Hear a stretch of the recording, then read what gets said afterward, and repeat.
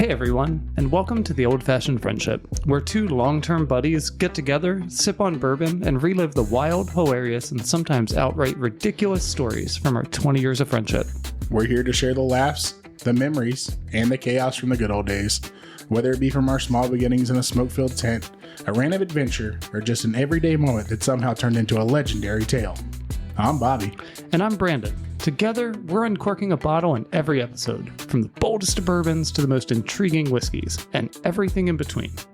We'll share our unfiltered reviews, debate our favorites, and trust us, we got some stories that might surprise you. So let's get into it. This is The Old-Fashioned Friendship.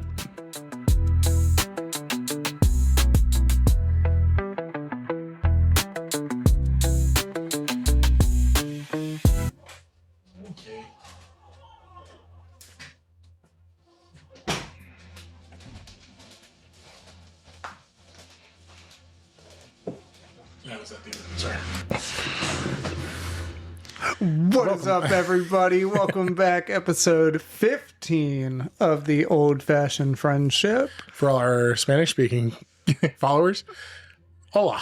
I thought you were going to do 15 in Spanish, and I'm like, uno, dos, tres, cuatro, cinco. All right, cinco, siete, ocho, nueve, diez, cinco. Diez moches. I don't speak. Sorry, that's the best you got out of me. That is as Spanish as I can be. Love the sugar skulls. Don't speak the language. Right. Love the food. Yeah. But Yeah. don't speak a lick. Don't speak a lick of it. Don't speak a lick of it. I don't think you can say that.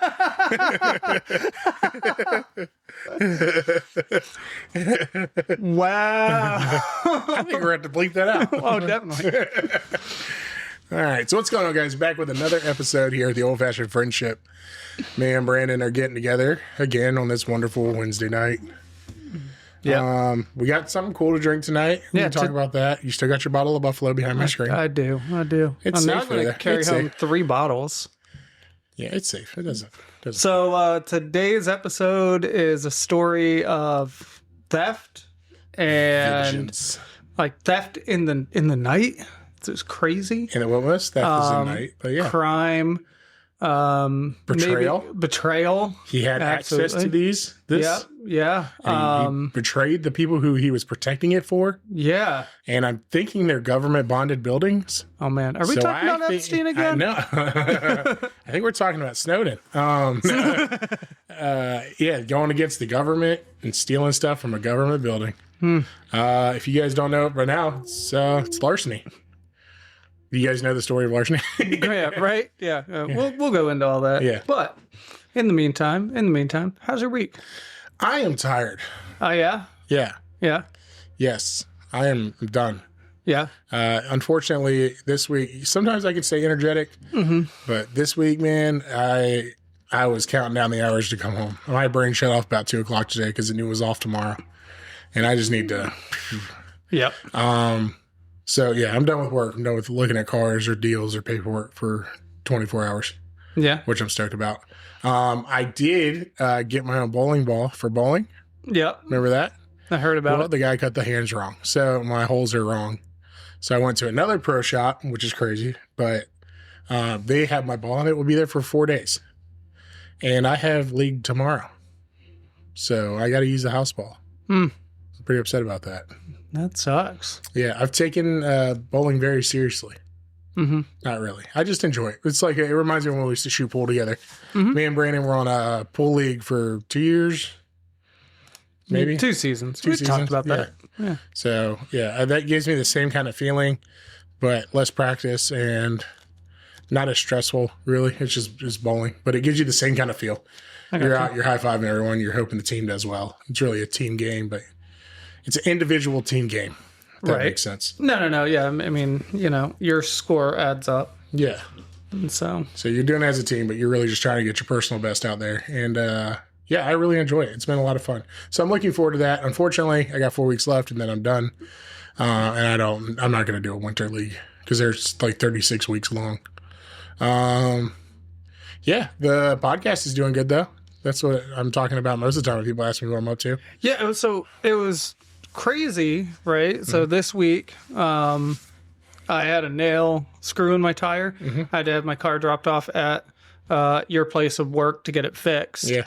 And I went in just to like say hi to you. Yeah. And literally everybody's like, "Oh, you're the other podcast guy." Yeah. Right? Like, which is funny because it's not like I haven't bought 3 cars from y'all before. Yeah. Like they should know mostly who you are. Yeah. But to be like, oh, you're the co-host. Right. Yeah. Exactly. Yeah. And then Brandon and Patrick were both talking about it, and now we got to set up a run with Patrick. Patrick and Brandon. Yeah. So wanna also come on the show? Patrick. Maybe we move Patrick up. Okay. Because he offered to cook food, bring food. He'll talk about his food. And we'll pair it with we'll pair it with the bourbon. So what I was thinking is if we give him a bottle of bourbon, say, try this, cook something that'll go with this. Yeah. That'd be dope. Yeah. He's good at making a lot of shit. He brings food in all the time. Ribs are really good. His ribs are off the chain. But yeah, he was a chef for a long time. So that was his line of work. And then he ended up in my line of work. Like most people do when they get tired of their own. Fair enough. Yeah, it happens. It's a weird week at work for me, man, because like I was at work today. Yeah. I'm not used to being at work on a Wednesday. Yeah. I'm at work tomorrow. I'm not used to being at work on a Thursday. Yeah. It's just like everything. I don't know. It's like a longer week for me because then I get to the tail end to have a couple days off. But then I go back to work for 2 days and then I have 3 days off. So that's pretty cool. I'm not upset about that. Yeah. So, you're taking off on a road trip here soon? Yeah. We're going up to Northern Virginia area. Yeah. So I'll stop at a few ABC stores while I'm out there. Ooh. See if I see anything Maybe different. that 10-year lost whiskey up there that they got up there? Maybe. They got them in all the stores up north for some reason. You see that text message I sent you today? Pretty excited about that again. I did. Now, is that... That is Abraham Bowman is back available in a lottery through the distillery. So you have to go to the distillery to buy it and pick it up. But they're doing their own lottery out of their own place. We signed up for it back in February. It's through Bowman. Yeah. Okay, I got you. So that means we have to go there. But that means I need to text Alex and tell him to apply for it too. Yeah, because if he gets it. Because he just walks over. The sad part is I just want the bottle. I want to try the bottle and I want it on my shelf. It's really all I want. But this bottle's reselling at some of these second-hand stores for almost $800. Well, and that's why, so like when we did the tour of Bowman, they talked about their lotteries, and that's why they make you come. Yeah, so you're not sending someone else. Yeah. But it also limits like who's going to apply for it. I mean, there's still So 100,000 people. but when you go, you have to go with your ID. Yeah. So like I couldn't have Alex pick up a bottle for me if I won. Yeah. Well, that's like it is around here when you win the lottery for Virginia. You got to go in with your ID and do it. Got a little thunder happening today. Yeah. Is that a rainstorm I hear? That's your sister. No. Yeah, your sister's over to play games. Oh, okay. They're going to come down here in a second and pick out which game they're playing. I gotcha. So anyway, long-ish story, short. I've had a long week already. It's going to get a little bit longer, but it's going to be fun. And I will go look for that 10-year because that'd be awesome to find. Yeah. I am excited for the opportunity for another lottery to win that bottle of Bowman because that would be amazing. I think if we enter enough of them, we'll get it. We'll be able to try it. We'll be on one of our shelves. At some point, even if we don't win it, we're gonna find somebody who's got it. Yeah. We will have the opportunity to try it, but it would be nice to have the trophy. Yeah. Oh, absolutely. I'd like to have one in there. Which is that's the problem with my bourbon collection is that I want the collections. I want the full run. Right. You know what I mean? I want the full run of them.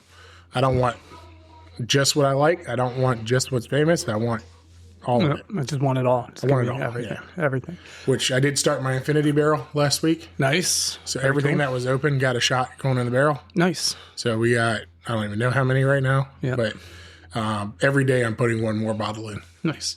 Yeah. So we got, I saw some interesting kind of weird whiskey news. Uncle Dear's? No. Okay. It's more about the whiskey industry in general. And I really want to kind of look into it. But apparently the whiskey industry is set to lose like $9 billion this year.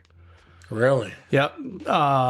Between overstocking, like following too much of the hype, Oh yeah, 100%, and over brewing, but then being off the shelves in Canada.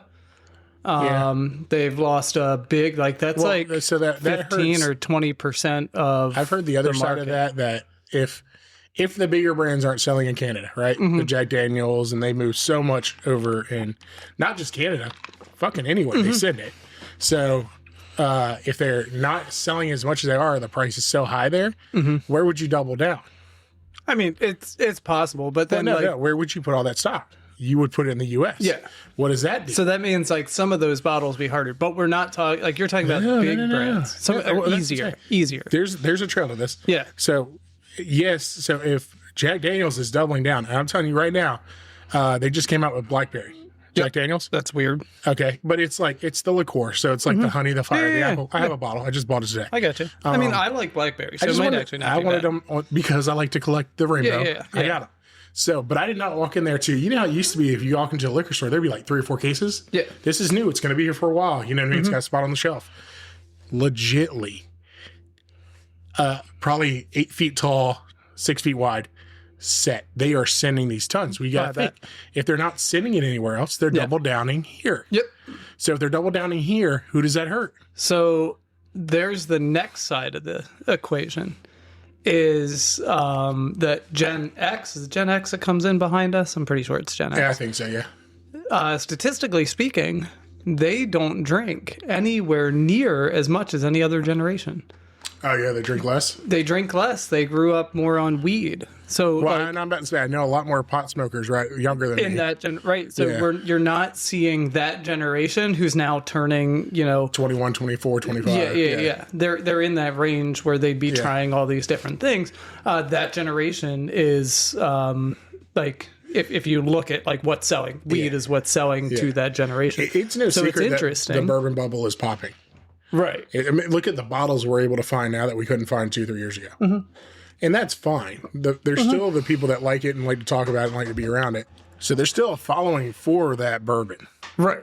But what they were talking about on one of the news things was if the bigger brands are doubling down in this area, it makes it harder for craft places to get that same shelf space. That's fair. Which is so true because if you walk into a liquor store right now, what do we see? They got rid of most of the Canadian stuff. Yeah. Canadian whiskey is shortened down. Yeah. It's all condensed now. Yep.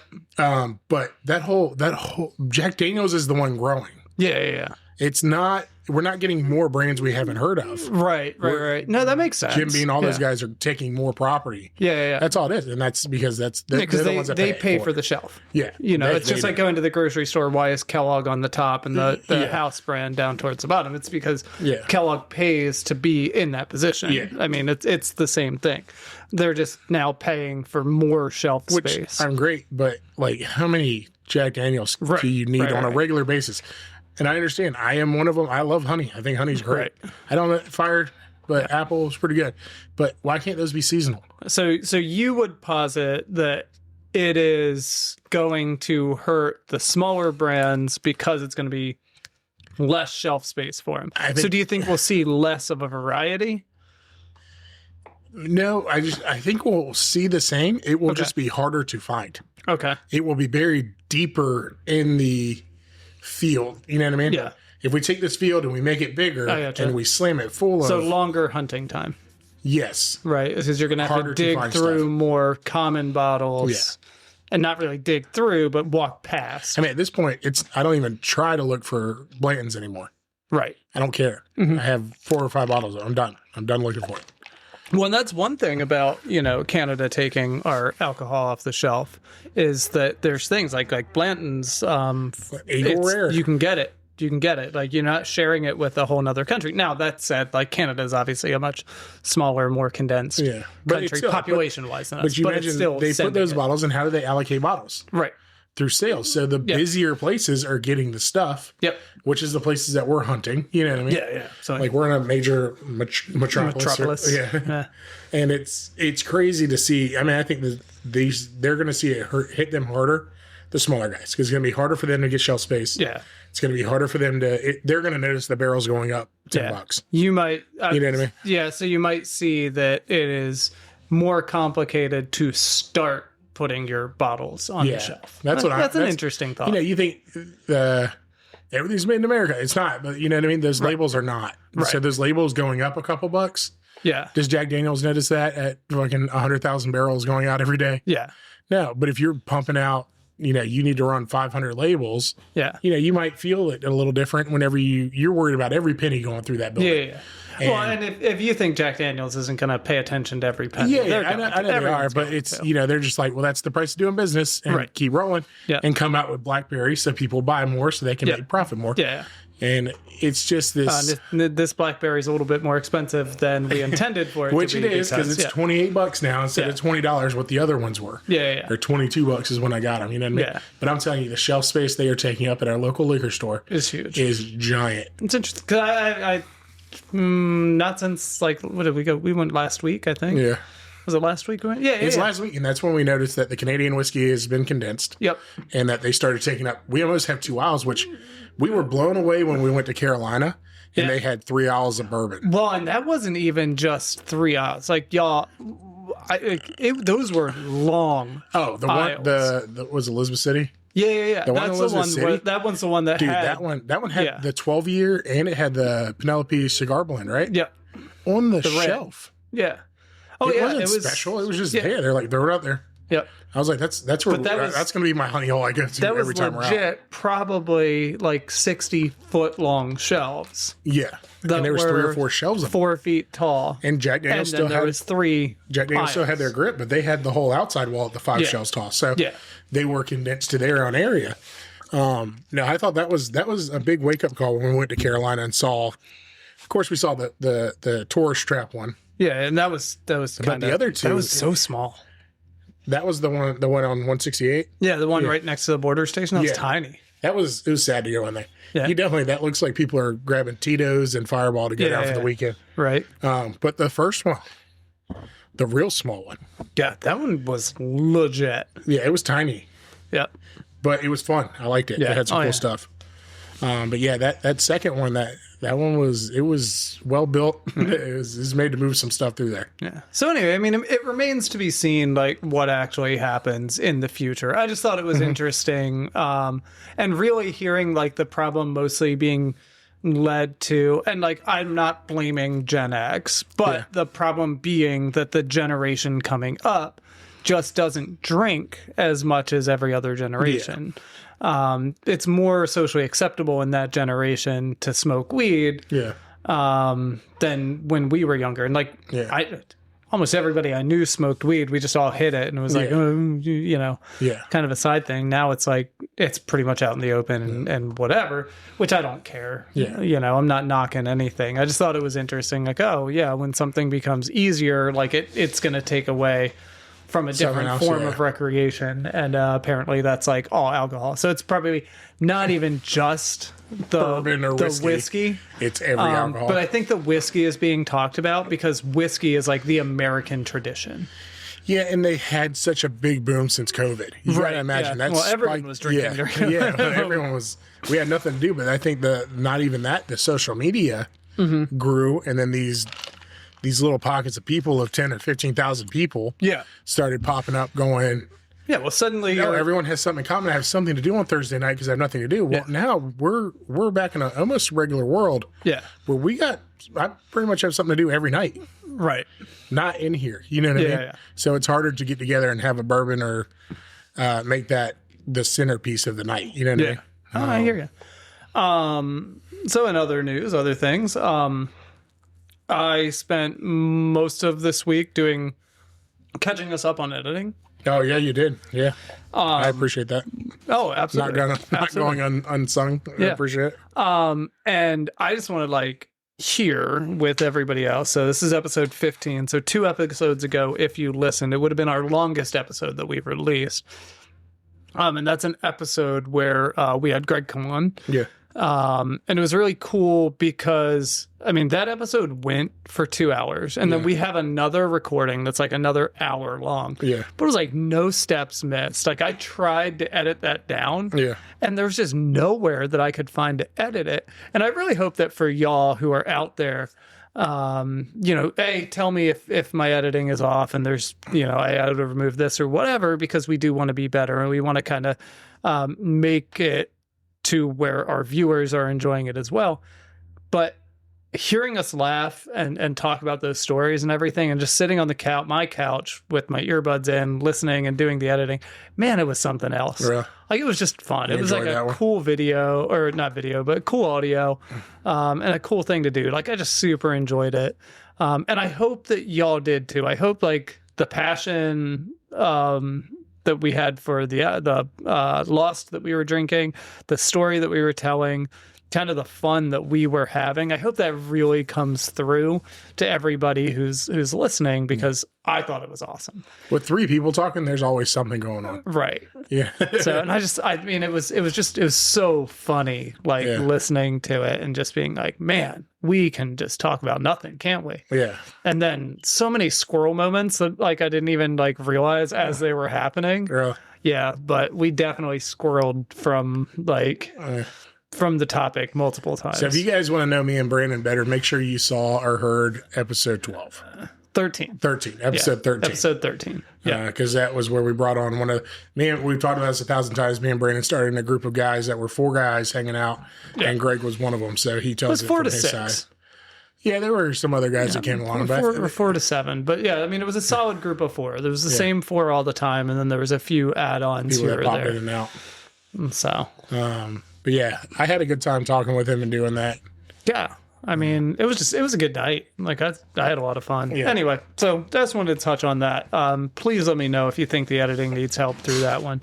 But to me, it stood out as a way of really having like the true story be told of that night. Yeah.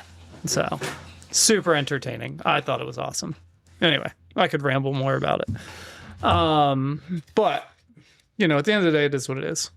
So, I also did One Block. Oh my God. One Block Sky Block. That has, like, last night I played for like 6 hours.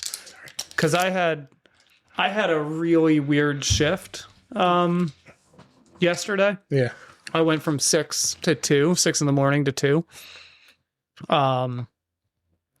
And so I got home at 2:00 and I thought I was going to be tired. When you're at work and you're tired and you're like, I'm going to go home. I'm going to take a nap. When you get home and you're wide awake. And you get home and you're like, what's up, world? How's it going? It's something about that energy of like the last hours of work. But so I thought I was going to be tired, and then I wasn't. And I signed on to Minecraft. And then I was like, I don't know what I want to do here.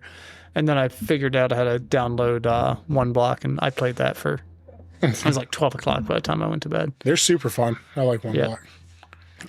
So anyway, yeah, I mean, that's how my week has pretty much gone. And then tomorrow I'm loading up the car and the 3 dogs, and you taking the dogs? Oh yeah. Sheesh. Taking the dogs. So, well, they want to meet the puppy. Yeah. And we're not just going to take the puppy. Yeah. And the other 2 dogs and their dogs have, like, they live together. So yeah, they're good. They're good on that front. So now we just have the puppy to deal with, and it shouldn't be a problem. Yeah. So looking forward to that. It'll be entertaining. Putting those dogs together is interesting. But now Zuko is like older.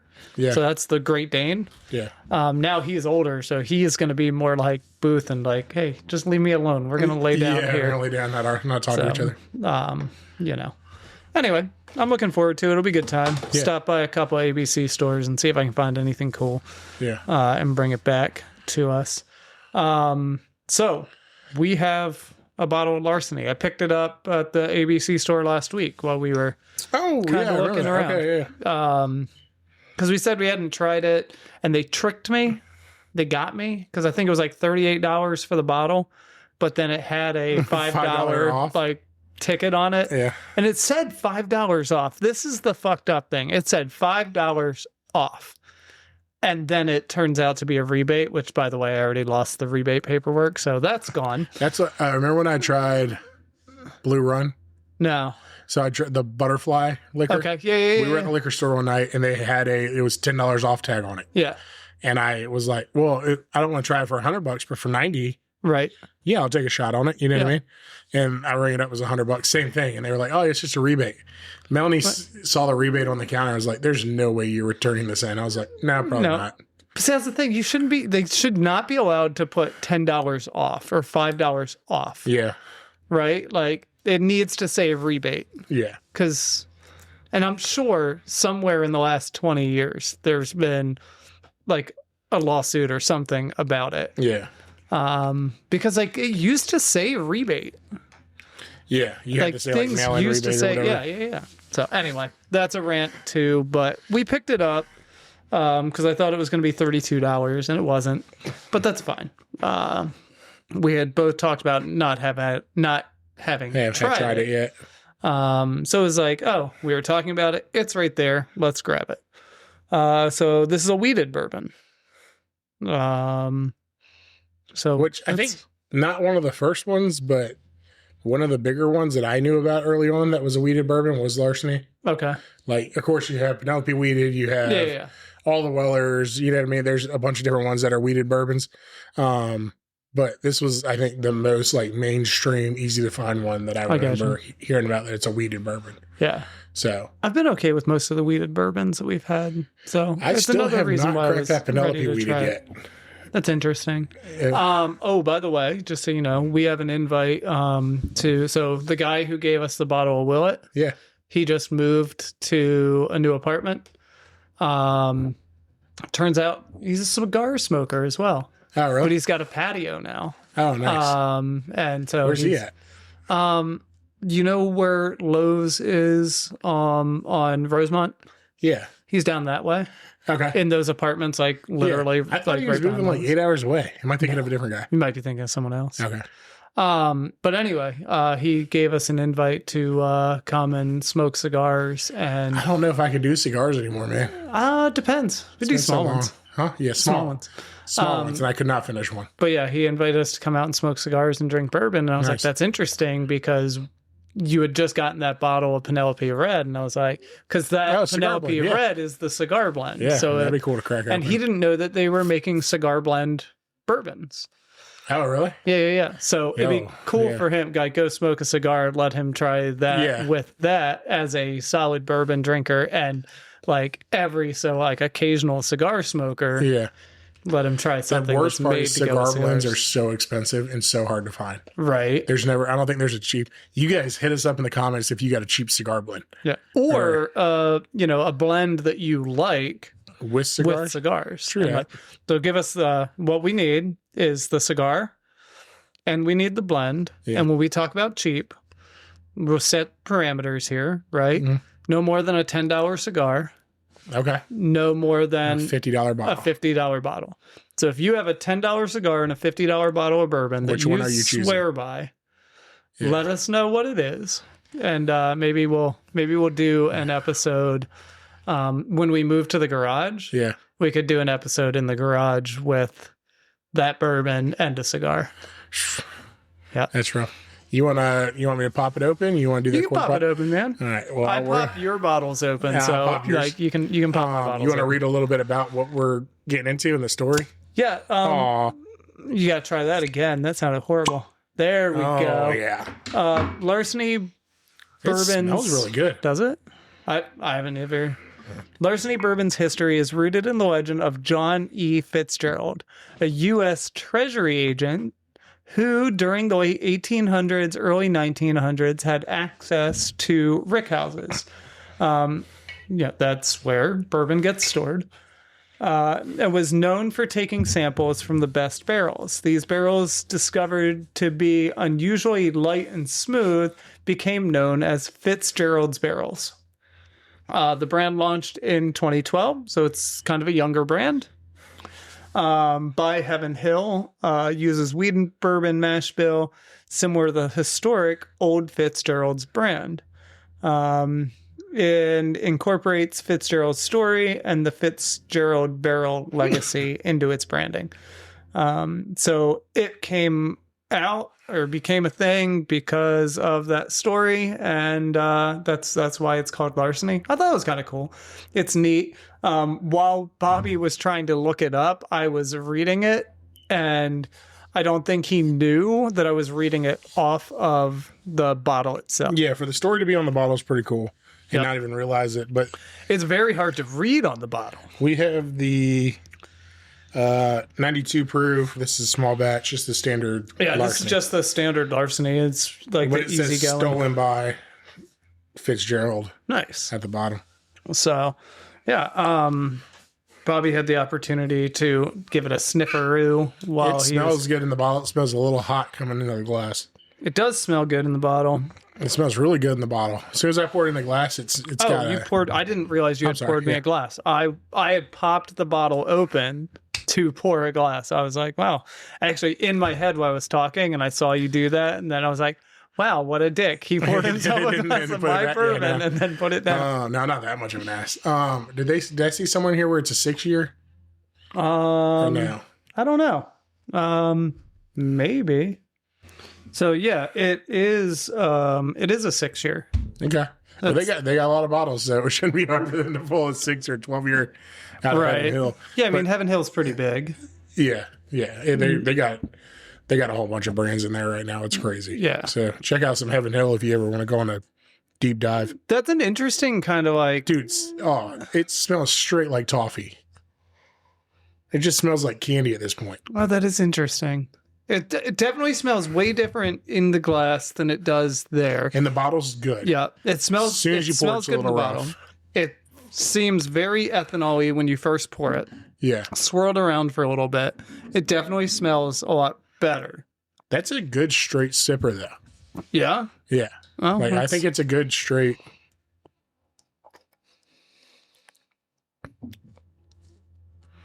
It's something in that front, bro, that gets me that I'm not super stoked on. But that after flavor, I could keep, and it's honey. I think it's high spice. I think it's weeded. high spice it's weeded, in the right? front. So I'm not a professional on weeded bourbons. Yeah. I don't know if it's supposed to be a little spicier or whatever, you know what I mean? A little drier. Well, no, but I mean, like, I feel like all of the flavored, the spices they put in for flavoring are hitting you right in the front. And you know what we need to do at some point, which, would be interesting, is like, is it a myth or is it true that your tongue has different areas for tasting different things? Right? Because like I remember growing up, my tongue is numb. Oh, no way. But I remember growing up, that was like a common thing. And then I somewhere along the line, I heard that's not true. But like the way that this drink hits, it's like you get a totally different flavor up front than you do on the finish. Okay. Now that finish is super kind of subtle. I like it. And it's I think it's kind of got like a honey coat the inside of your mouth. Yeah.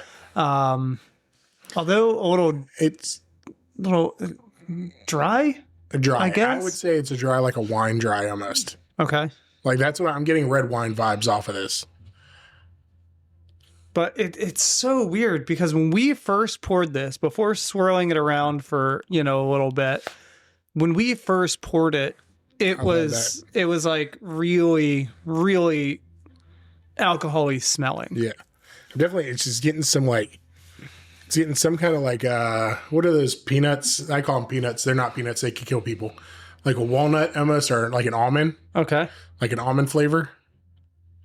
I don't even think that's in the tasting notes for this, but the tasting notes have nothing about nuts. I'm getting like a little like a nuttiness, like definitely maybe an earthiness that I'm getting from there. I don't know. Anyway. But it's good. Try Larceny. Small batch. Yeah, I mean, like, honestly, it makes me very interested. If they have a small batch, then they probably have some other styles. Well, we saw the other one there. I don't know if it was straight from the barrel. Yeah, I think that was the reason why we didn't go with it, because it was like 110 110, 120. And like we have had the opportunity to get some interesting bottles, but they come in barrel proofing. Yeah. And we often find we're not a fan of barrel proof. You know what I think scared us was we got that hazmat from the blind barrel. Uh-huh. The 140 proof, whatever. Yeah. Remember when we both drank that? We were like, that's just gasoline, bro. Yeah. That's just, this reminds me of the first time I drank whiskey. Was drinking that 140 again. You know what I mean? Maybe I'm not there yet. I don't really want to be where I need a 140 to enjoy it. Yeah. I don't want to be drinking 125 to be like, I like it. I need a 125. I don't know that my taste buds will ever get to a point where I feel like I need to have it in that high of an octane. Yeah. In order to feel like I'm getting somewhere with it. And I really hope that I never get to that point because that would be way too much. Yeah. But like anything in those like 80s and 90s, I can typically sit down. Up to 100, I'm happy with. Over 100, I'm trying it. Yeah. You know what I mean? But it's usually and that's not the difference is you're trying it. You get like an antique 107, the Wellers, and it's like a smooth 107. I got you. You know what I mean? It's not to say that you can't go over 100 and still have a good smooth. Because I think even that Jack 14's over 100, right? Possibly. I think it is. What about Sinatra? I think that's an 80 or 90 or something. Which that has went up in price locally. Yeah, it has. Yeah, I remember when that bottle was like $90. Yeah. Yeah, it's 175 now. Yeah. Sorry, that's just ridiculous. That's crazy to spend on a bottle of Jack. Yeah. No, I mean, this is definitely something, it is definitely different than Buffalo. It doesn't have that same kind of constant smoothness that you come to expect from Buffalo. But it's also not something that I would hesitate to pour. Yeah, I definitely wouldn't hesitate to pour. Yeah. This would be if I didn't, not that I ever don't want Buffalo or something in the Buffalo family, but this would be something different to reach for. Mm-hmm. And I think Heaven Hill alone, I think there's a lot more digging we need to do into Heaven Hill. So here's an interesting ranking. You don't have this bottle. I don't. I do. Yeah. Are you buying it? I will. Yeah. If I find a deal, I don't need it right now. Right. I really don't need anything. Yeah. So it would be hard for me to do it. Maybe if there were, maybe I would do the cash strength. Okay. Go ahead and grab that. Just grab something different. Grab something different. Yeah. But that's really hard because at some point, I think I would gravitate if I didn't have anything I wanted to get, and it had been a while, and I'm just like, oh, I want this bottle. I would buy it. So, like for me, again, and I've kind of talked about this because I stock up on the things that I like because I've got that constant fear that I'm not going to have it. Yeah. I don't know where psychologically that comes from because it was never that hard, but at the end of the day. This isn't one that I'm going to feel the need to go out and get another bottle of right now. Cocoa beans. Cocoa nibs? I'm getting some cocoa beans out of this. Okay.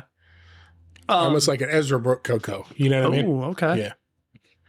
So it's not one that I'm going to feel the need to go out and get another bottle of anytime soon. Yeah. But it is one where it gets down to that last quarter. Yeah, you might. Where I'll start looking for it again. Yeah. But luckily, you don't have to look very hard. It's on. Yeah. You find a deal on one of the websites or at our store, right? And you go, well, that's on sale for $30. I might as well just go ahead and grab another bottle. Sometimes that's what happens. Like I'm a sucker for those like $3 to $5 off when they got the sale sign on underneath, and it's like, all right, well, I know I like that, and I would buy that anyway. So right now it's $5 off. If there's not something else I'm there getting, then I'll let that $5 be the excuse to pick up a bottle of something I already have. That's what I mean. Like I'll buy it if it's there and I'm kind of out of anything else, knowing that you have it. Mm-hmm. But you got to remember, man, our bourbon drinking habits have changed in the last 2 or 3 months. That's fair. That's interesting thought. So you say that they've changed in the last 2 or 3 months. What do you mean? Well, I mean, come on, really. Like we're not drinking. We would have a couple months ago, we had a couple bottles of Buffalo. Okay. We might have had 2 or 3 other bottles, but everything was pretty much sealed in my cabinet. And whenever I opened it, we kind of went through that bottle. You know what I mean? If we were opening one. And then I started getting a little carried away. Yeah. Then you got carried away, which I was very surprised to be along on that trip where you started buying shit. Yeah. Because you're not one to usually just go, okay, I want to grab that. And it was like Maker's 101 or the special releases they had. That was a trip. Very surprised. But it was like, oh, we opened a bottle, we kind of went through a bottle. Yep. When I bought Bullet, the standard Bullet to dry, Yeah. that bottle has one shot left in my thing right now. Right. I haven't touched it since because once I was going to go back and finish it, we started doing this where, well, let's try this. Let's try this. Let's try this. Let's try this. I have more open bottles than I've ever had. Yeah. Well, so yeah, I guess I get what you're saying now. We're on episode 15 of doing a podcast, drinking a different bourbon almost every night. Well, and how many times have we had extra bourbons on the side that we were trying, whether it be a Buffalo or something was still down Yeah. I here. mean, usually that's just us Greg's trying episode, an we old... tried 3 different whiskeys. That's true. You know what I mean? We're not doing one. Well, I mean, we did Lost. We did the blind taste test, which was 4. Yeah. We probably opened 30 bottles. Yeah. I mean, you're not... You know what I mean? Not Between completely 15 wrong about that. episodes. So, Yeah. and it's kind of cool because I think our palates and our experience in whiskey is growing and growing so fast. Well, this is definitely forcing me out of my comfort zone when it comes to I'm more things. happy to try something weird. Yeah. right, because before I did have some things on my shelf that weren't Buffalo. Yeah. And you had a cabinet that wasn't Buffalo. Yeah. But when we would come down to drink, those bottles would stay sealed and we would drink Buffalo. We would drink something that was already open. We would drink something that we knew. Yeah. And we kind of look at the ones that we didn't say, like, oh, at some point we're going to do that.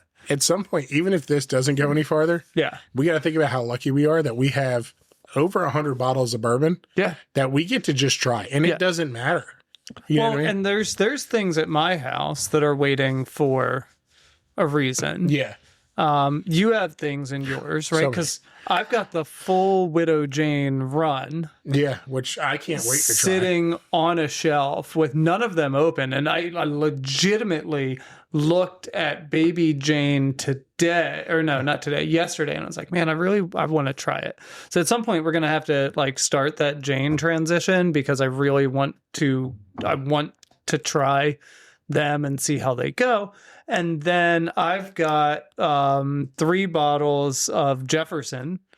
Yeah. Which I've got the 3 different, like, I definitely think Jefferson. I've had Jefferson. Do you have Reserve? Is I that have one of- Jefferson Reserve, and Jefferson Ocean. Okay. I definitely think Jefferson does some ploys for marketing. Ocean Yeah, is Ocean, a ploy. Yeah. Ocean going back and forth across the equator as it Yeah. ages. Tropical, where Yep. it's in an island somewhere. And Yep, that's where I it's. haven't done that. But I have had Reserve, I think, with you Maybe. at somewhere. Someone had it. If it did, it was somebody else had If it. someone else had because it, my we tried bottle it. of Reserve is still shut. And it was good. Yeah. So I like Jefferson, but that's another one that I wanted to jump into, but we haven't yet. It's so nuts how many doors keep opening Yeah. in this world because now we both agree this is pretty good, right? Oh yeah. Absolutely. Okay. So now where do you stop with this Heaven Hill weeded? Yeah. So we opened the door to And we Heaven opened the door to Hill Heaven Hill using tonight, Larceny. which we had never opened before Nope. that we know of. We might have. Yeah, I mean, They like, might have something in there that we drink and we don't realize absolutely. it's them. If we're wrong and you're a bourbon fan, if you're a podcast fan, you've been listening to all of them, let us know which one we did have that was Heaven You're Hill. like, you idiots. Yeah, right? Please feel free.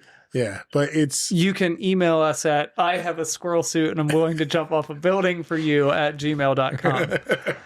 that's our private email. I've got to figure out how to abbreviate and get that going. Yeah, absolutely. So anyway, but yeah, it is like I not really thinking about it when I asked that question, what do you mean it's changed?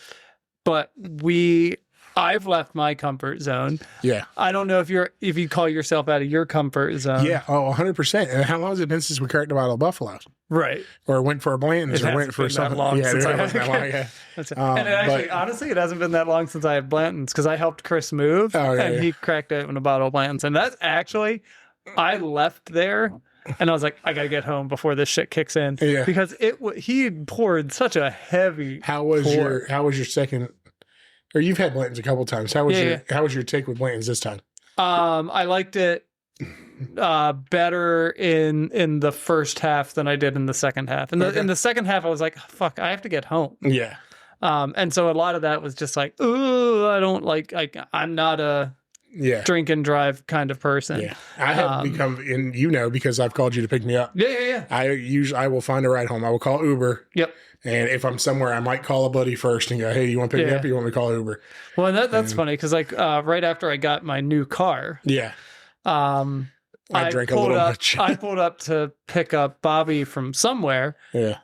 And I had to roll down my window and be like, "Bobby, get in the car." He's like, "Oh, this is your car." And then he got in it. He's like, "Oh, this is actually nice." I'm like, "You fucking sold it to me."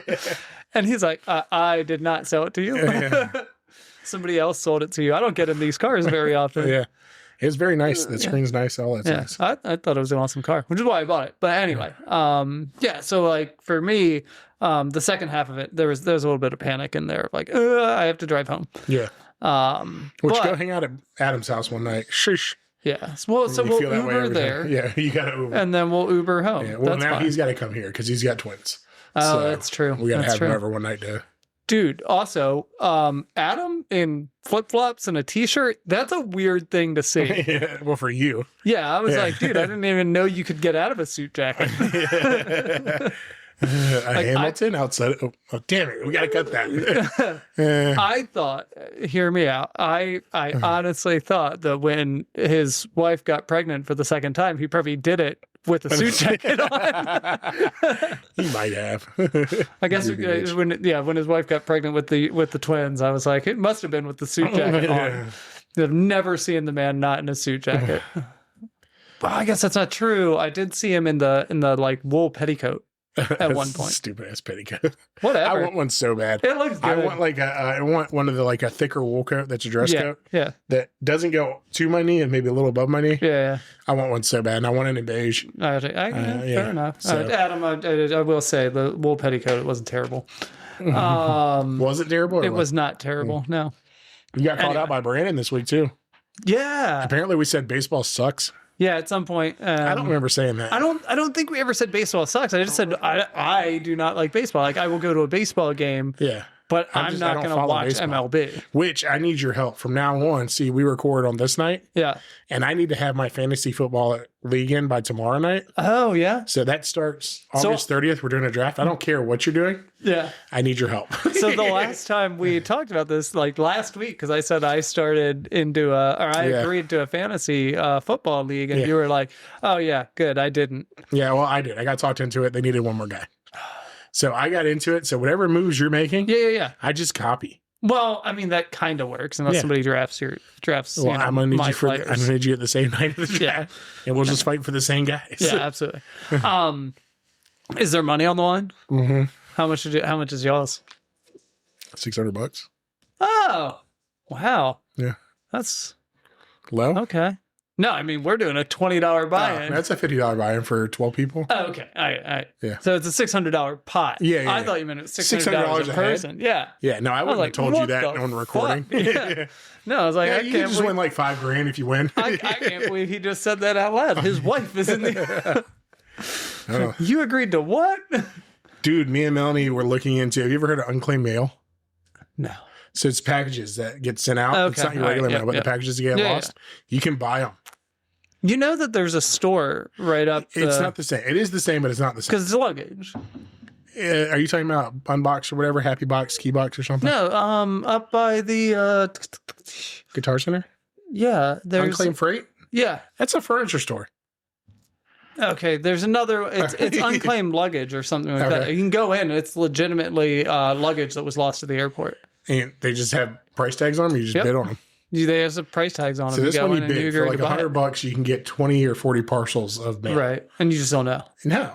I was like, let's go for it. In my head, though, you go to this place, you buy luggage, right? You open it up. Cocaine. What are you hoping to find? Money. Money? Because you're not allowed to fly with money. You are. Like, you can only fly with a certain amount. Yeah, but how much are you spending on a bag? $20, $30? Yeah, I have no idea. So in my head, I'm like, you're hoping to find like brand name clothing. Brand name clothing could be a thing, right? Like, because there's like shoes out there that are expensive as fuck. And if it's someone's going to a nice event, they might have an expensive as fuck pair of shoes. Maybe a good suit or a dress or whatever, brand name. Do you know what you're probably finding? a whole bunch of dildos. Dildos and vibrators. They're pretty useless. Lots of sex secondary toys. market for dildos has went down. It's really gone down. Yeah. Since the tariffs has taken. Yeah. No, actually, since the tariffs, they've gone. It's kind of gone up. Oh, Yeah. I mean, you end up with like one of Epstein's. And then the other side is you don't know if it was a man's suitcase or a woman's suit. Because like, imagine, right? You get one of those suitcases that was lost on the way to the RNC committee meeting when they crashed Grindr. The fuck's RNC? Republican National Committee. Oh my, cut that the fuck out. But you heard about that, right? Yeah. Grindr crashed in Florida during the RNC from like over access. It was a huge thing.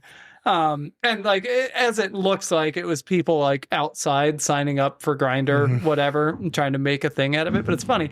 But I'm like, the joke is you end up with a lost Republican congressperson's suitcase and it's full of men's clothes and dildos. And you're like, where'd that come from? Anyway, but that's where I thought you were going. With it. You're like, we're just, secondary market for dildos is just down. I'm assuming it's not a hot market. I mean, I guess it depends who used it. I mean, yeah. The right? Chance of that this is Bill Clinton's dildo. Probably nobody wants it. But this is Barack Obama's dildo. Now, that's an interesting dildo. Got to know how long it is. Oh, man. That's terrible. But, yeah. Oh, shit. The lawsuit for Nearest Green. Yeah. Okay. So for Uncle Nearest. Uncle Nearest. Okay. Okay. Now, we've tried Uncle Nearest, and I've had conversations with people that are into bourbon, and I got to stop moving my head around the mic. Yeah. We only tried the like base the level basic Nearest. small batch, I think. Yeah. So I'm going to be honest with you. I've seen special bottles of Uncle Nearest. Mm-hmm. I've seen the standard, which we haven't had Nearest Green as their standard bottle. Okay. It's the green label. Okay. That's like the base, right? Sounds like it should be a golf term. Nearest Green. I'm nearest the green. Yeah, that's how I play. Right. That's a gimme, right? So this is another story about how I play. But so they have $100 million loan. Okay. $102 million loan. Okay. Through a bank? Through a CPA funding group. Okay.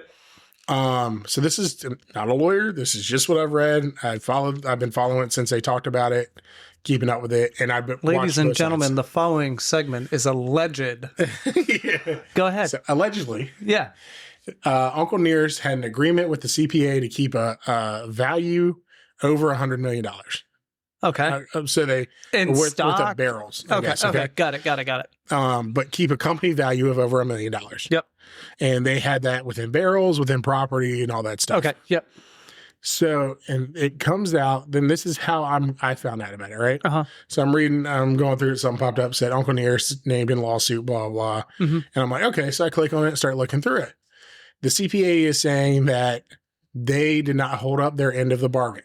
Okay. This is, and it's like, it's written out in the law paperwork. This is what the suit is for. Yep. The suit is for not making payments on time. Okay. To that loan. Yep. Releasing barrels or selling off barrels to keep their equity where it needed to be. Mm-hmm. And buying a $2 million home in Martha's Vineyard. I gotcha. So they're making a call. They're making a call. They're saying making a call, which is in their full agreement. Yeah. I mean, this is a thing that happens. It was like kind of when Tesla stock value started going down. Like the conversation was like the bank could make a call. Yeah, and say which we want would our money. force. Yeah, exactly. Which would force things to happen. So it's kind of what's happening right now. Okay. So they made the call and said they want their money. Yep. I have followed the person who runs that company. I have followed her Instagram. I followed all of her stuff because she seems like a very knowledgeable person. She seems like definitely marketing this whiskey is better than the whiskey taste. Okay. I think the marketing outdoes the whiskey. Okay. Because I've tried it, but I definitely think the marketing and the story behind it is way better. I'd like to try some of the other ones. And I don't want to say it's like final and share. That's it. That's all of it. But I definitely think she's a great marketer. Right. And I don't want to put her down for that. The story Story's amazing. right, It's cool that they got is it out there. awesome. Yeah. And so like it is a story that sells. Yes. She, Right. but she came up with this idea, this property that Jack Daniels used to own, the guy Yeah. who used to be Yeah, yeah. taught Jack Daniels how to make liquor. This whole story is amazing. Mm-hmm. And I think she knew she could market it right. She's in absolutely. marketing. You know what I mean? It's great. You don't have to be good at making the bourbon. You can hire people to do that. Or if you're good at, Yeah. like, if you're a good marketer, you're you gonna- can hire somebody to make you If good you were going bourbon. to start a brand of bourbon or whiskey in the last 10 years, Yeah. it had to have a story, Yeah, exactly. Yep. to stand out. And they definitely are one of the smaller ones that started that blew up because of the story. Right. So if you guys don't know it, look at the near screen for 2 seconds, you'll figure it out. Right. So I followed her. She released 2 videos. One of them that caught my eye on her Instagram, it said, she said, whenever you're in fierce negotiation or high stakes negotiation, the best thing you can do is let the other party show their hand Right. and then react, right? Because you don't know what's going on. Right. Her side of the story, or what she had released, or her statement, I guess, in this, is they had someone embezzling money in the company, someone misused funds. Yeah. They were very open Hence about the it. house in Martha's Vineyard. Exactly. So that could have been through that person, or that was in their own money, or didn't realize it wasn't in their own money because someone else moved the money over. She was in the middle of negotiations with the bank to try to figure out where those barrels are, the overstated barrels of $21 million. Mm-hmm. Figure out what happened to them and get them replaced. Mm-hmm. And they had released this person that did the wrongdoing. Okay. So They said, hey, we had a problem. They went to the bank and said, hey, bank, this is what happened. Our end of the deal isn't there. Will you guys give us some time to figure it out? Blah, blah, blah. Absolutely. You know what I mean? And that's what they agreed to. And then they pop up with the lawsuit going, hey, we want the money now. Interesting. So this is the case of a great way for the bank to now own the bourbon at a steep wondering how discount out of because the somebody CPA was trying to do the right thing. Yeah. Out of the CPA, how do you not take this brand that has grown ridiculous in the last 5 years and not want to take 100% stake in it? Right. Yeah. You only make so much money if they do well. If they do bad, you make all the money. Yeah. You know what I mean? Again, we'll go with allegedly. Yeah, allegedly. All of this Again, stuff, this isn't done. allegedly. They're This actually is going just to a theory. court next week.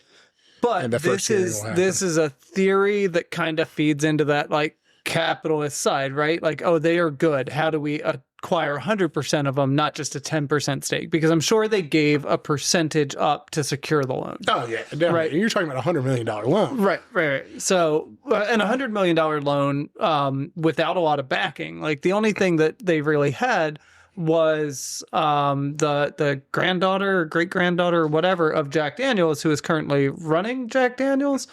Not running Jack Daniels anymore, I don't think. I don't think she's involved But with she Jack. was like, she was going in head first with her. Yeah. Like she was jumping in. So you did have kind of a legacy name and she probably helped figure out some of the financing stuff using family money and that kind of thing. The lady who runs it now was rich. But you can only you only put in so much of yourself. Yeah. Like so much of your own so that if everything goes wrong, you're not completely out either. So it makes sense. But then this is that like capitalist side. It's like, okay, well, we have 10%. Oh, they were trying to do it's the bank side too. That's an agreement they signed, and that's where it's so hard to choose what side to That's where the bank in this point is the capitalist side, right? They tried to do the right thing and say like, hey, we had embezzlement. We had these issues. We are working to correct it. We want to correct it. And the bank's like, yeah, sure. And then somebody else finds out about it and like, no, this is our opportunity. Well, if you had it's thrown out there, you had $100 million in a business. Right. And you found out that they lost a fifth of that. Yeah. And you're like, wait, I'm on the hook for $23 million. They didn't lose a fifth of it. They just didn't maintain the value of it. The stock levels. You just lost a fifth of my money I put into you. Right. And you're not paying back the loan. And Which you're is not interesting that they're not, but that might be part of the and that might have been embezzlement part side. of the they didn't make the payments on it. And they're going, wait, we're finding this out. Let me figure it out. Are you making those payments? Oh, absolutely. Yeah, I am. absolutely. Yeah, on that house in the Martha Vineyard. Yeah, but there's so much to it, man, and there's no way to know what's going on until it gets to court and it comes out. And even then, really, who knows what's going to happen? Right. No, but it's a play. It's a call by the bank. It's a way for them to force possibly a sale where they could get their money plus and a lot more. And like, it may not even be the bank wants to own it, but if you force a sale and you own 10% of it, right?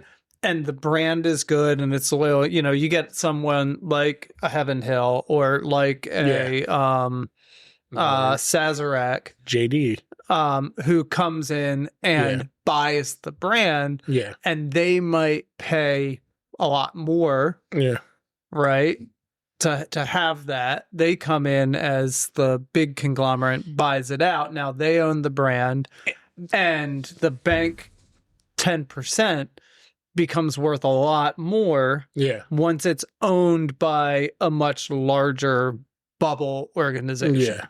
So that then you wonder so how much does this hurt the brand? Right. Or they're just really bad at business. Yeah. or they're just really bad at business. Like, we can't just blame the bank. We can't blame that. You got to look at the other side of things. Like, it could be all on the side of the distillery. Yeah. Right? Like, I don't want it to be, mostly because I think it's a really cool story. I think it's a bourbon that should be around. Well, and this is my problem is it should not be a whole brand. You know what I mean? It could, but they probably have 15 different bottles. Unpopular opinion, and maybe not. But I will be absolutely pissed if it gets sold to Jack Daniels. Why? Like, pissed through the roof. The people who covered it up are not the ones running it now. No, they're not. But think about like the optics of the thing, right? Yeah. Like, Jack Daniels wasn't the distiller. He just happened to own. He still became a master stuff. distiller, And he did become, but he didn't learn, like, right? All of the where it all came from got erased from history until more recently. And then they buy the brand back. And I think that's why, like, the great granddaughter, or whoever she is, I think that's why she was so interested in the idea of why she dove in head first, not wanting this story to not be told. Yeah. Right? But it could have been told with 3 different bottles and out of a microbrewery. Just throwing it out there. Oh, it definitely could have. It was somebody who had a story, had some money, had some connections, and took it to the extreme that they can. They went from starting small to starting big. You're telling me you couldn't find a piece of Jack Daniels land somewhere in Kentucky, right? That was for sale that you could put a microbrewery on, right. Absolutely. You know what I mean? But I understand business wise, keep it as big as possible, move as many bottles as you can. Absolutely. But how many times have you walked in and not seen all 3 of their bottles in our liquor stores? Yeah. How many times have you went in looking for it? So I would not be thrilled if it got bought out by Jack Daniels, just because, like, symbolically, and that's probably where it needs to go, though. Maybe it needs to go back to Jack Daniels. Maybe. Yeah. As long as the story's there and they're like, it's not the same people. It wasn't the same people making decisions now that it was when they decided not to tell that part of the story. And I don't think it's that they hid it. It's that they didn't tell it. Right. But it wasn't part of the story then. It is now that we care more about the backstory. We care more about it. But Jack Daniels Old Number 7 was just Old Number 7. I'm willing to bet the decision was made that it probably would sell better if it was a white dude who made it. Oh yeah, 100%. Jack Daniels, it wasn't like he wasn't hiding it when the grandson or nearest, because the picture that everyone has it famous is the grandson of nearest or the son of nearest. Yeah. So it wasn't a secret if he was in the center of the picture then. Right. It wasn't a secret if he was, this is my master distiller. Yeah. You know what I mean? So it wasn't a secret, but the marketing side of it through the 60s, 70s, 80s may have not told it. Yes. But I don't think they did not tell it. Well, you know what I mean? I think you're going too recent. Like 60s, 70s, and 80s, it probably wouldn't have been a problem. I think that's we're talking about during that slavery. You got to remember time frame. Like, I understand bourbon was a big deal for a lot of people. Yeah. But it also was going through a lull for 30 years, 40 years when people were drinking gin and vodkas and all these other drinks, that it didn't fucking matter what your story was. Unless you were iconic. Yeah. And by your label, you weren't shit. You know what I mean? There is like a solid, absolute valid curiosity that I have of like what Jack Daniels tastes like when it first got bottled. Like way back then. Like, and they say we use the same recipe with this, with that, but I wonder just what the difference. Like, if you could try a bottle of Jack Daniels from like the 1800s, or the 1900s, I don't know what year he started. I can't remember. But first versus a couple bottle now, you'd probably die. It's possible. We're not. It used to be bottled at 300%. You could run your car on it, except your car engine would blow up because it was too flammable. Yeah, just an interesting. Like, I wonder what it was like all the way back then. Dude, there's but so that's many, weird. We're just finding so many stories and so many things in history now that are tied to bourbon or the whiskey across America. And well, whiskey is an American tradition. Yeah. Like, it really is. Like, American whiskey. But whiskey's also an Irish tradition and a African tradition. But like, we don't celebrate those brands as much. There's the popularity of American whiskey worldwide. Yeah. Very different than like Irish whiskeys and all that kind of stuff. Like, that is a staple piece of Americana. It is. You have Route 66. Right. You have a bottle of bourbon or a bottle of whiskey. Bottle of whiskey, and an American Tennessee whiskey, whatever. Yeah. That is a big thing. Yeah. So, you know, there's a ton of stuff out there that's happened over, you know, the hundreds of years. Yeah. That, you know, the whiskey has been being made, the 250 years of American-made whiskey. I just heard the story about, you know who Stagg, you've heard of Stagg, right? You know Stagg? Yeah. Stagg and E.H. Taylor. As E.H. Taylor or whatever it was. Dude, that's going to be that was another whole double cross shyster move. I'm sure there's all kinds of crazy, there's a lot of crazy stuff in backstabbery and like, but like, and if you think about it, we could probably do a 10 episode series on crimes and whiskey, which I think is a good idea at some point. Yeah, because between the Buffalo Trace heist, and that's kind of crazy. You can go back to the beginning now and go, this is how this was gotten. This is how this was gotten. Well, and then think about like the things that we don't know, which is cool to talk about this during Larceny. Just throwing it out there. Absolutely, this is kind of it's an interesting. Think about the things that we don't know, right? Like the stolen employees. Right, what? Stolen recipes, stolen employees, right, and even just that. Why you need to love Jim Russell even more? That he kept the mother yeast in his fridge at his house, right, and didn't tell anyone anything, and just did his job for the last 90 years. You know what I mean? Because like, think about that. Like, how many cases of corporate espionage happened in the bourbon industry? I'm sure it's a ton and more than we'll ever know the full story of. Or you know, sabotage by stealing a master distiller. You know, those kinds of things. Like, there's a reason why if you're a master distiller for, you know, a good brand, you're paid out the rear end. Because they want you to feel that value because you make their value, but B, you know everything. You know exactly how everything is done. So you could go off and do it yourself, or find somebody who's got the money who wants to own it to back it, and put yourself in a much different situation. Position. Well, so that's that's got it. I mean, there's no way it doesn't happen in the history of the stories we'll never know that are in the whiskey. You're talking about a whole subdivision of economics, right? That was underground during Prohibition. Yeah, absolutely. You think they stopped making it? You think everyone turned everything? We know they didn't stop making it. Well, and you think everyone just turned it? The people who stayed alive turned it to medicine, right? Medical whiskey. Medical whiskey. Yeah. Okay, but you think that was the only still they were running? No, God no. But it gave you the excuse to have a still running. Yeah. Right? Dude, there's got to be so much in that world. We sell it medically. Yeah. 5 barrels a year. 5 barrels a year. How many hundreds of barrels go out the back door? Yeah. Of the rest. But yeah, there had to be so much in that world. You think about a whole community of people where at some point you're battling the guy across the street with the distillery, right? Yeah. Who's got the better whiskey? Yeah. At some point, they're both like, hey, the government shut us both down. We need to figure out how to do this. Yeah. Did you think all of them didn't get together and figure some shit out? Right. You know what brings good old boys together? The government. The government. One common enemy. They weren't enemies anymore, Brian. Whenever you put a bunch of them guys together. You got the Hatfields and McCoys over here. They're making bourbon until the government tells them to stop. Suddenly, you got Hatfields and McCoys working against the government. Yeah. Phew. You took all that rage and focused it on one. Like That's double the rage. There had to be some crazy deals happening during Prohibition. Oh yeah, absolutely.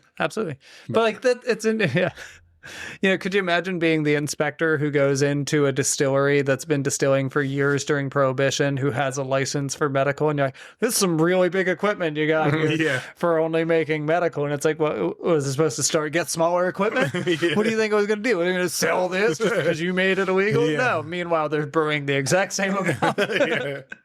Says you got 7,000 pounds of corn last week? Nah. Not us. That's why we got these cows. Just emaciated cows in the back. Dying. Yeah. What's with the wheat? Well, you can't just give them the corn. You're growing an awfully tall grass. Why are you asking so many questions about how I take care of my cattle? Find out the government. What are you, USDA? Get the fuck off my property. Find out the government inspectors coming. You call all the cattle ranchers in the area. Get them here now. Yeah. Bring the cows in. Bring the cows. Bring the corn. Yeah.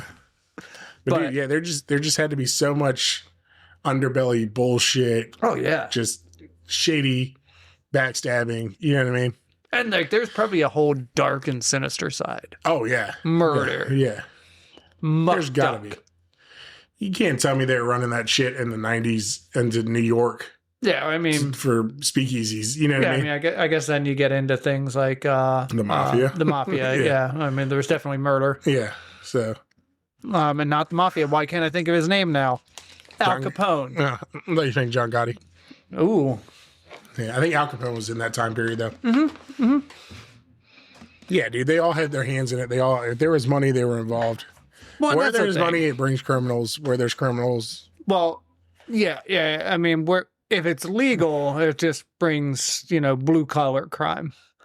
Once it went into Prohibition, that's when the blue collar guys brought in the mafia. Yeah. Like, how do we do this? Yeah.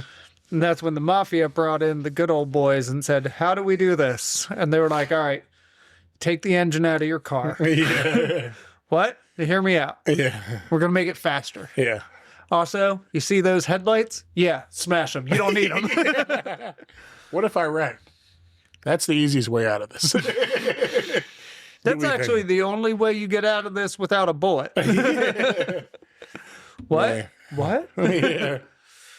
So, see those headlights? Yeah, smash them. You won't need that. Need those. Those are done now. Yeah.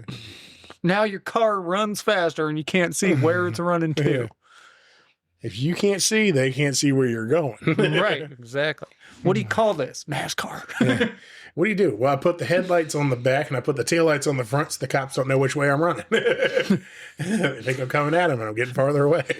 He's backing up. Wait, he's going forward. Did you ever, there was a video I saw where a guy, he turned the truck bed around on the chassis. Oh, the whole truck? Yeah. It was kind of cool. There's been a couple of them. Yep. There's an old one that keeps getting pulled over. Mm-hmm. That'd be funny. Especially because the passenger's looking out the back window. Yeah, because they're looking in different directions. Well, it's the front window, but it is the back window. Window. But yeah, I mean, there's probably all kinds of crime and craziness. Just nuts, man. So, but that'd be fun. Yeah. That'd be kind of cool. Just do a series on crime and then you got these newer distilleries popping up. Yeah. That they don't have all of that in the background quite as much. The Larceny, it's 2012. Yeah. There's probably only a couple of murders. Yeah. Right? Maybe surprised. But Heaven Hill probably doesn't have a lot of shady stuff going on. Woodford Reserve's sitting right behind that bottle. Probably Did Heaven Hill pay you to say that? Huh? What? No. Huh? It's not a sponsor. Could be, or we'll find your secrets. Before we start this crime episode, maybe we get some cash. Are we about to do like a crossover true crime bourbon podcast? Yeah.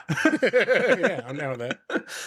Awesome. It'd be super cool. The crimes and schemes of bourbon. Episode 1. Well, episode 30, but it's episode 1 for the season. Yeah. All right. Well, I think that's a good wrap for tonight. Yeah. Good time. I would say on our end, if you have the opportunity to pick up a bottle of Larceny, it's one worth having on the shelf. Absolutely. It is definitely one that I will share with other people and drink with them. Not just like, hey, I'm going to pour you some of this so you can drink it for me. Yeah. Because we've gone over some of those. We've had some of those bottles. Here, I'm going to let you try this. Yeah. Oh, you want to try it? Yeah. Yeah. Good. Go for it. And so, but thank y'all for your time. There's a lot of things you can do with your time, and this is better than those things.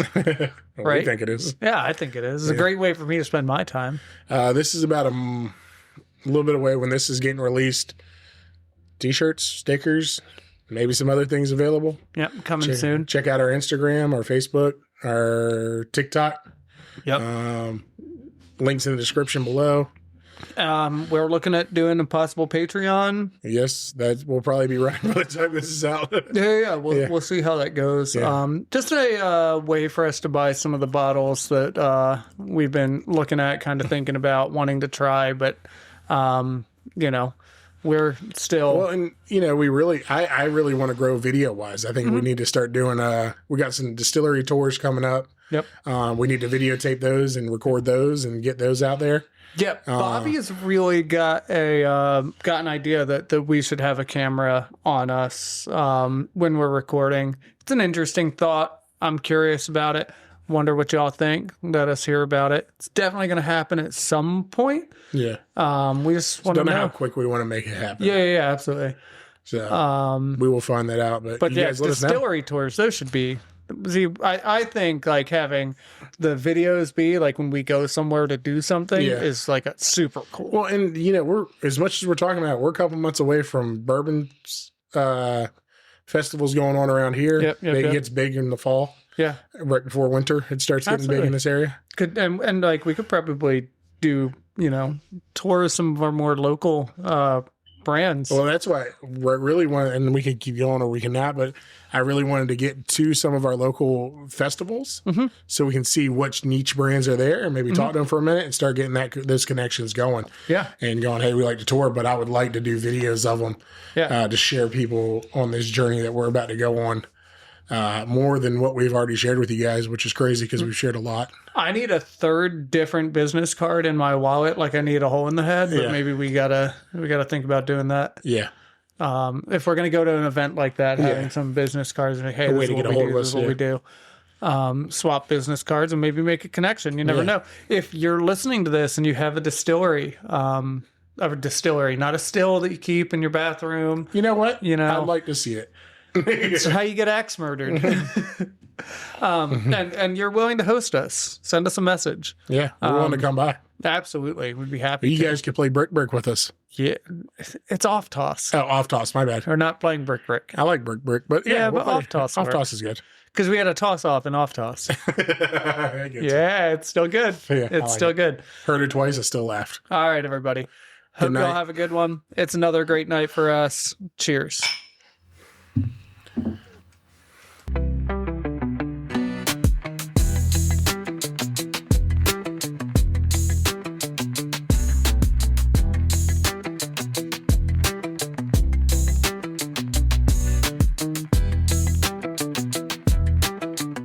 And that's a wrap for today on The Old Fashioned Friendship.